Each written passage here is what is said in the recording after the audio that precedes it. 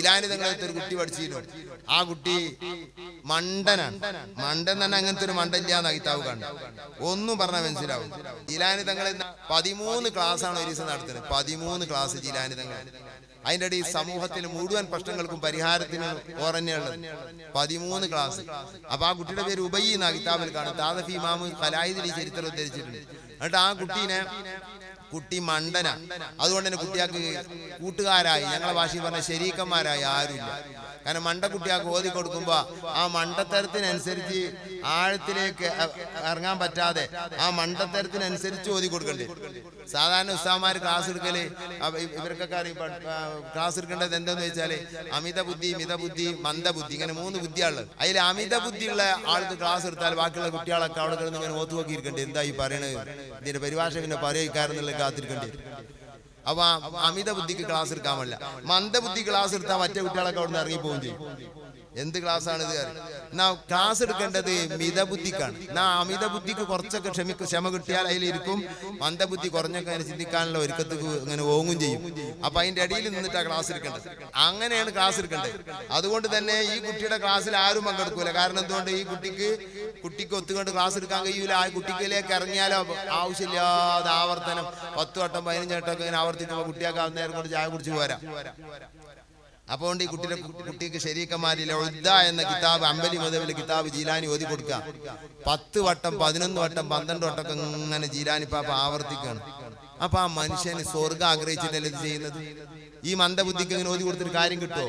അള്ളാന്റെ ദീൻ ഒരു കുട്ടിക്ക് പഠിപ്പിക്കാൻ നോക്കന്നെ കുറെ വട്ടം ആവർത്തിക്കാം. അതിനേക്കാണ് ആശ്ചര്യം എവിടെയെന്നറിയോ? ഈ കഥ പൂർത്തിയാകുമ്പോൾ മനസ്സിലാവും. അങ്ങനെ ഈ കുട്ടിക്ക് ഇങ്ങനെ ആവർത്തിക്കുക. അപ്പൊ ഒരു ദിവസം അവിടുത്തെ അമീർ കാണാൻ വന്നപ്പോ ഈ ക്ലാസ് എടുക്കണം.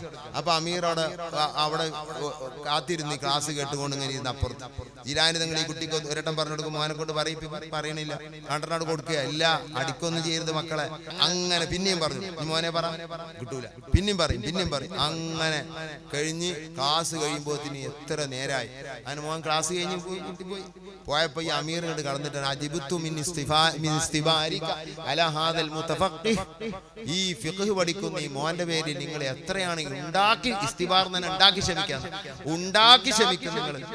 വല്ലാത്ത ക്ഷമ തന്നെ നിങ്ങൾക്ക് എന്ന് പറഞ്ഞു. ഉടനെ തന്നെ സയ്യിദി അബ്ദുൽ ഖാദിർ ജീലാനി നമ്മൾ നെട്ടുന്നൊരു മറുപടിയാണ് പറഞ്ഞത്. മാ ബഖിയ മിൻ ഇസ്തിബാരി ലഹു ഇല്ലാ 5 അയ്യാം ഔ 6 അയ്യാം. എന്റെ മോന് ഉബയ്യിന് വേണ്ടി ഞാൻ 5 ദിവസമല്ലേ ക്ഷമിക്കേണ്ടി വരൂ, അതിനപ്പുറം ക്ഷമിക്കേണ്ടി വരില്ല.